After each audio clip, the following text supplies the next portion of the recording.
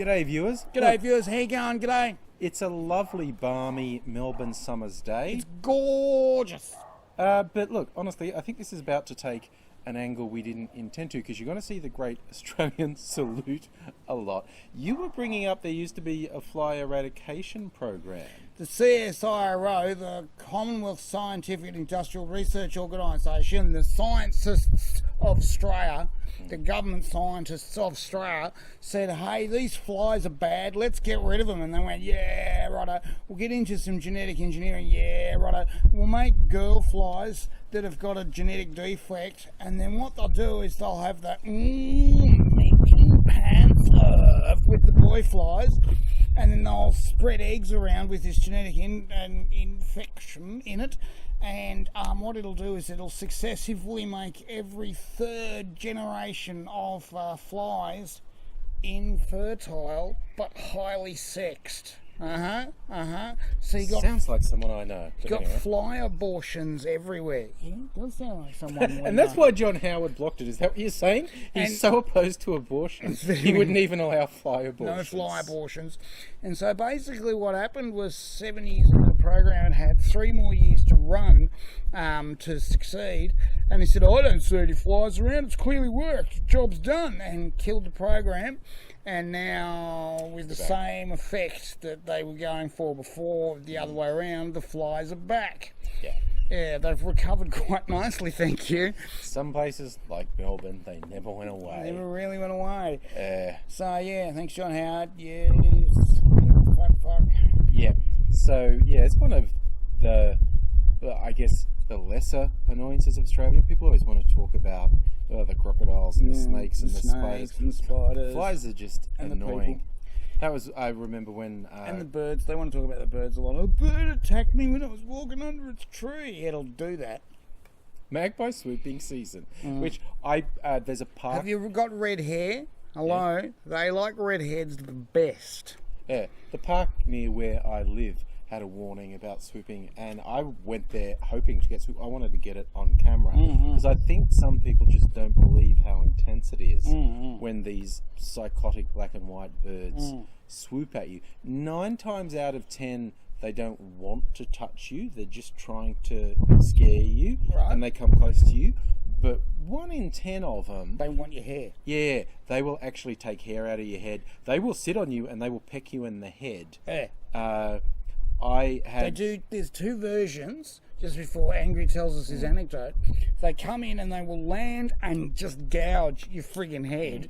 Or the other version is they'll come in like a strike fighter, and you can't hear them because they're awfully quiet. You can hear air rushing for the last sort of millisecond before they arrive. You go to turn, and they, with their claws, grab a hank of your hair and then just let the momentum take a big hunk of your hair out as it goes. It's like ripping, like, oh, fuck! They want you to go away, basically. They want you to go away, but they want something nice and soft for the chicks to play in, you know? It's in case you haven't picked up, it's a nesting season thing. Yeah. They regard, the really antsy ones regard anyone and everyone as a threat. Within about 25 metres of their tree, you can fuck off.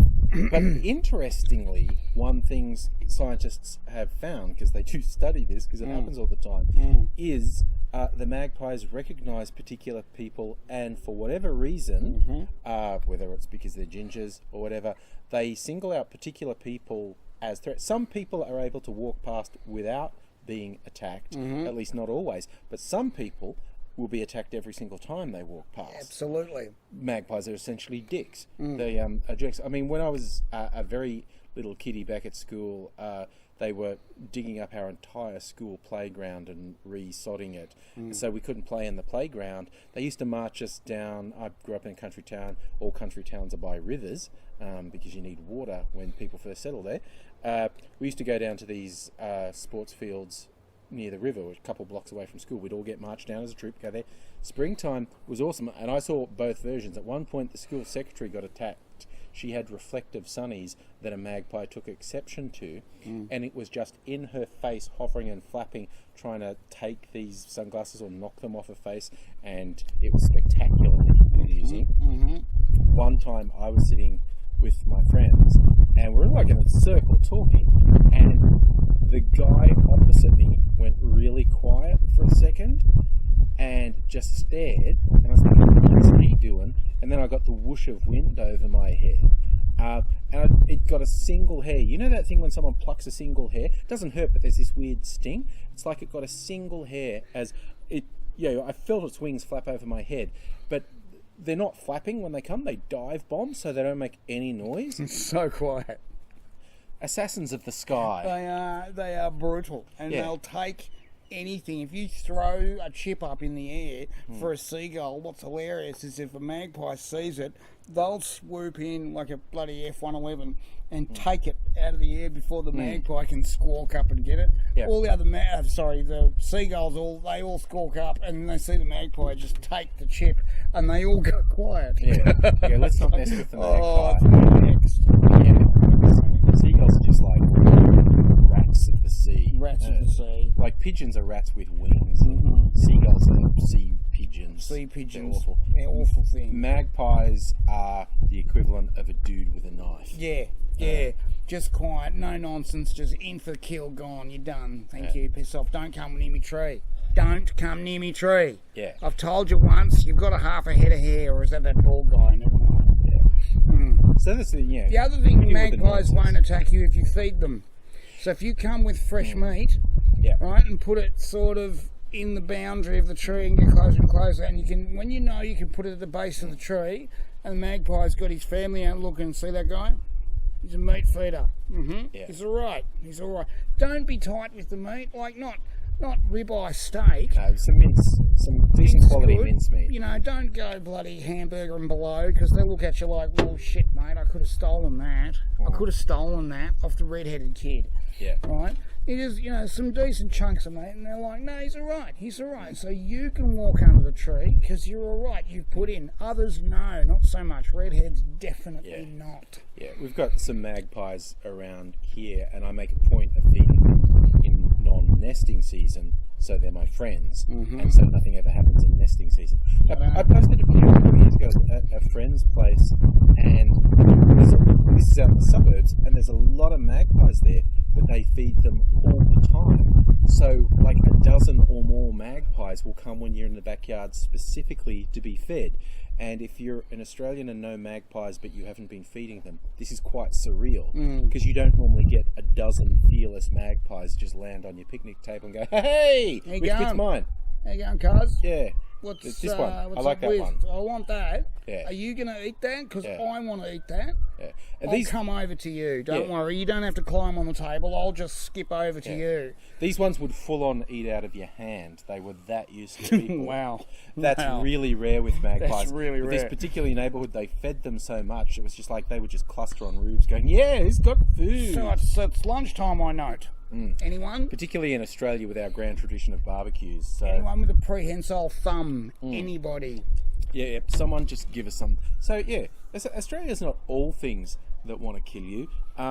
Some's just annoying. And that's what we're dealing with. We chose to magpies do will this try outside. and kill you, but they're not very. They're not really kitted out to kill you. They've yeah. got a kind of an attitude going on. They can damage you. Yeah. Sure. It can hurt and it can freak you right out. Absolutely. If you're riding a bike, you might crash. There is a fabulous video somewhere on YouTube of someone, because there's this bogus theory. If you put fake eyes on the back of your helmet, magpies won't attack you if you look at. They will attack you if you look at them. And the fake eyes thing doesn't work. And there's this great video. This girl, she's like put a GoPro on her handlebars and has got the helmet on, going, I don't know if this is gonna work. And then the magpies just come, and she's pedaling as fast as she can to get out of their zone, and she's just screaming, the eyes do nothing! The eyes do nothing! I've seen a guy go over on his bike, and I laughed. I'm such a bastard. Yeah. I was little, and I was always very polite, but I've seen this guy with his hair, and it was all, he was a white guy with dreads, right? And I'm not particularly knocking white guys with dreads, but they're not natural. He had to have them made. They were very expensive.